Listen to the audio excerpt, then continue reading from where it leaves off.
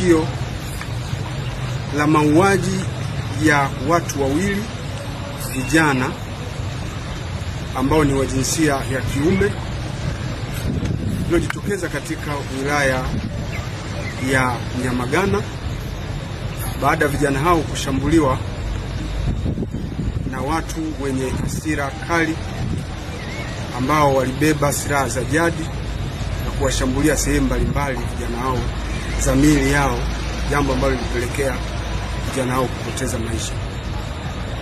Ni kwamba siku ya tarehe 26 mwezi wa 9 mwaka 2025, hii ilikuwa ni majira ya saa 2 za usiku huko katika mtaa wa Igelegele katika kata ya Maina wilayani Nyamagana.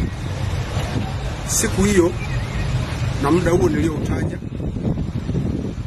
wananchi waliweza kuwakamata watuhumiwa wawili kwa tuhuma za wizi wa pikipiki, tuhuma za uvunjaji wa nyumba wakati wa usiku na wakati wa mchana, na kuiba mali mbalimbali za watu.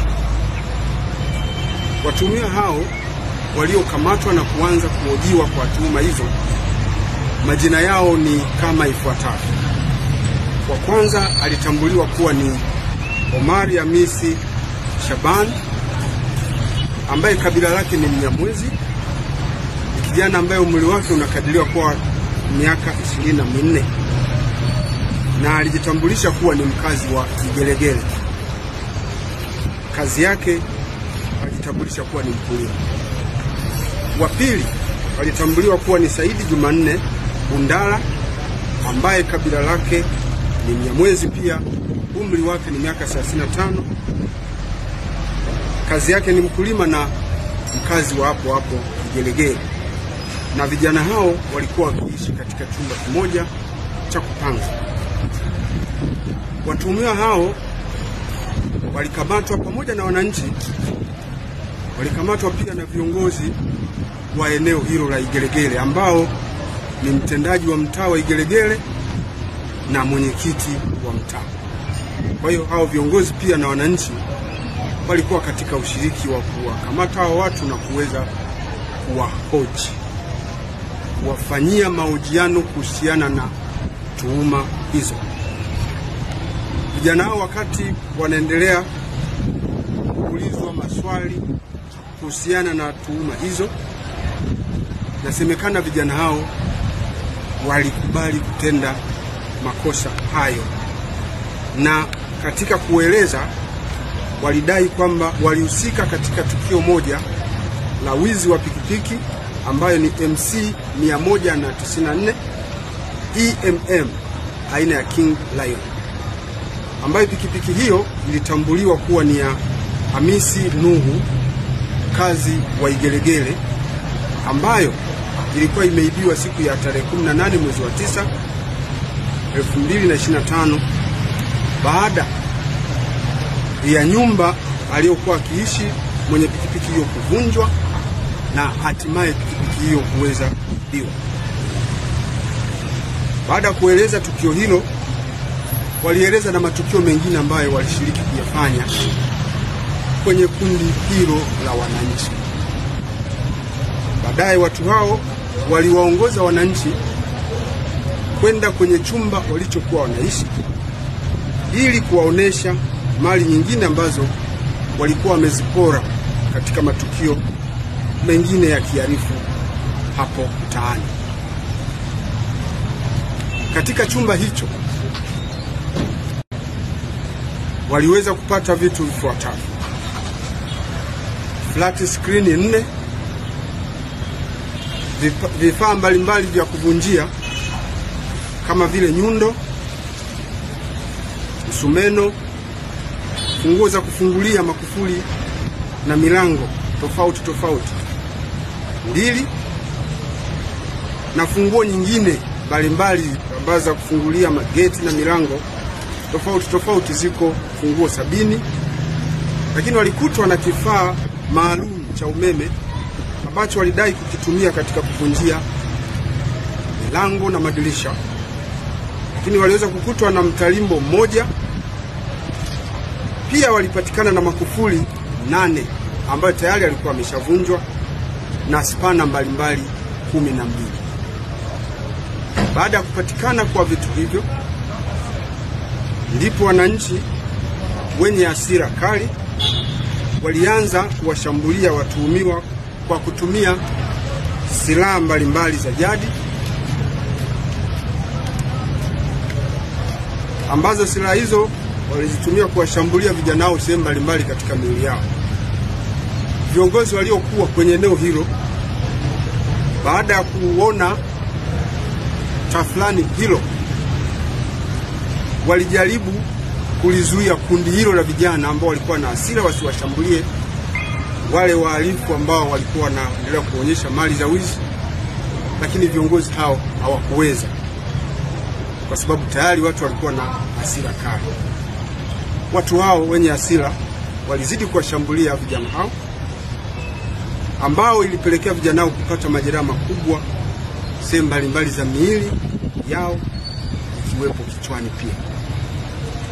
Baada ya vurugu hizo, au wakati vurugu hizo zikiendelea, viongozi walifanikiwa kupiga simu kwa jeshi la polisi, na askari wetu wa jeshi la polisi walifika katika eneo hilo baada ya kupokea taarifa kwa njia ya simu kutoka kwa viongozi.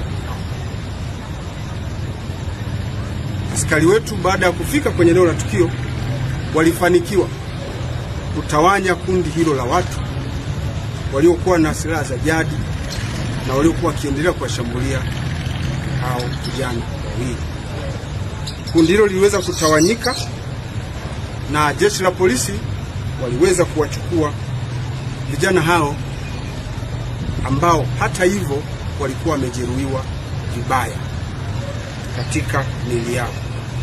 Waliwachukua na kuwapeleka kwa ajili ya matibabu. Majeruhi hao walikimbizwa katika hospitali ya Bugando kwa ajili ya matibabu zaidi. Siku hiyo hiyo usiku, jitihada za madaktari zikiendelea, jeshi la polisi tulipokea taarifa kwamba vijana hao wawili ilikuwa bahati mbaya wamepoteza maisha. Walipoteza maisha wakiwa katika hospitali ya Bugando ambapo walikuwa wanaendelea kupatiwa tiba. Uchunguzi kuhusiana na tukio hilo unaendelea, ikiwa ni pamoja na kuwakamata watuhumiwa wote waliojichukulia sheria mikononi, kwa sababu kujichukulia sheria mikononi ni kosa kisheria. Na jeshi la polisi kwa Mwanza limekuwa mara nyingi kupitia mikutano yake mbalimbali, kupitia mpango wa wakaguzi wa kata, tumekuwa tukikemea kwa nguvu zote tabia ya baadhi ya watu kujichukulia sheria mikononi. Kwa hiyo uchunguzi unaendelea ili wale wote waliohusika na tukio hilo la kujichukulia sheria mikononi waweze kukamatwa na kuchukuliwa hatua kwa mujibu wa sheria. Miili ya marehemu hao wawili imehifadhiwa katika hospitali, katika chumba cha kuhifadhi maiti cha hospitali ya Bugando, na hivi ninavyoongea tayari miili yote hiyo imeweza kutambuliwa, na ndugu wamefika pale wametambua, na utaratibu wa postmortem unaendelea kufanyika ili ndugu hao ambao tayari wamekwisha tambua miili ya ndugu zao waweze kuichukua kwa ajili ya utaratibu wa mazishi. Nimesema uchunguzi kuhusiana na tukio hilo unaendelea, na tayari tumekwisha anza kupata taarifa mbalimbali za mienendo ya hao watuhumiwa ambao pia waliweza kushambuliwa huko walikotoka, wamekuwa wakifanya shughuli gani na wamekuwa wakijihusisha katika matukio gani. Tutaendelea kufanya uchunguzi zaidi, ingawa taarifa tunazoendelea kupokea ni kwamba mmojawapo kati ya watuhumiwa ambaye anaitwa Saidi Jumanne Bundala ambaye ni mkazi wa Tabora ni mtu ambaye amekuwa akijihusisha na matukio ya kihalifu huko, jambo lilopelekea kupata vifungo mbalimbali katika magereza ya Nzega, Uyui na Urambo. Hata hivyo tunaendelea kufuatilia, na pamoja na haya yote bado swala la kujichukulia sheria mikononi kamwe aliruhusiwi. Na ndio maana jeshi la polisi litahakikisha kwamba wale wote waliojichukulia sheria mikononi wanakamatwa na kuwajibishwa kwa mujibu wa sheria.